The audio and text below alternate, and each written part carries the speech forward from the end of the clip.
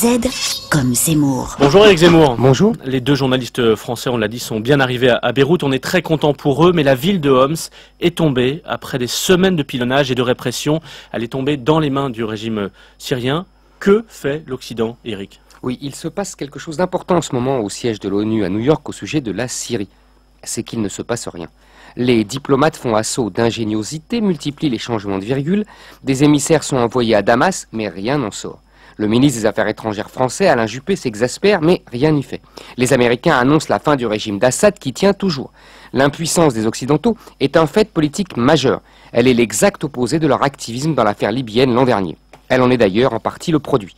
Au-delà des alliances traditionnelles de la Russie, des arrangements pétroliers de la Chine avec l'Iran, les deux grandes puissances orientales veulent montrer qu'ils ne s'en laisseront plus compter. La Syrie est le prétexte pour montrer avec éclat au monde que la domination occidentale a cessé. L'affaire libyenne avait fait croire le contraire. Certains beaux esprits parisiens avaient même cru que la Libye marquait le début d'une ère nouvelle, où le droit d'ingérence humanitaire serait la nouvelle loi du monde, où la communauté internationale ferait respecter partout les droits de l'homme au détriment de la vieille règle des nations, charbonnier et maître chez soi. En fait, ce qu'on a appelé la loi de la communauté internationale n'était que la loi de l'Occident, la loi de la superpuissance américaine même, qui pouvait bombarder qui elle voulait, Serbes, Pakistanais, Irakiens, quand elle voulait. Donc si je vous comprends bien, cette époque est révolue. Et oui, cette époque est révolue. L'ONU revient à son impuissance de la guerre froide, mais non parce qu'il y a deux camps qui s'opposent, mais parce que le monde multipolaire fait émerger de nouvelles puissances. Chine, Russie, mais aussi Brésil, Inde, Afrique du Sud, bien décidées à faire respecter leur souveraineté souvent récente et leur puissance toute neuve. Une réforme de l'ONU qui prendrait en compte ce nouveau rapport de force, bien éloigné de celui né en 1945, n'arrangerait rien. Au contraire, elle consacrerait le blocage éternel.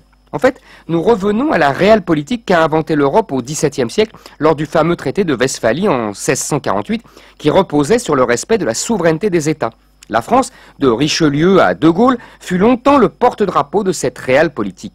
Elle ne connaissait que des États, pas des régimes. Elle ne portait pas de jugement moral sur eux. Mais la France sarkozyste a toujours hésité entre les deux visions. Elle a reçu en grande pompe et le Libyen Kadhafi et le Syrien Assad parce qu'elle pensait que c'était l'intérêt de la France. Mais elle a abattu Kadhafi et a pris la tête de la lutte contre le boucher d'Homs au nom des droits de l'homme. Mais la résistance onusienne des Chinois et des Russes oblige les adversaires d'Assad à se dévoiler. On voit s'agiter le Qatar, l'Arabie Saoudite, on évoque une aide militaire aux insurgés, on voit poindre une alliance sunnite soutenue par l'Occident contre un axe chiite, Iran-Syrie aidé par les Russes et les Chinois. La guerre civile syrienne est en train de devenir un affrontement international, bloc contre bloc. Éric Zemmour, on vous retrouve sur RTL.fr.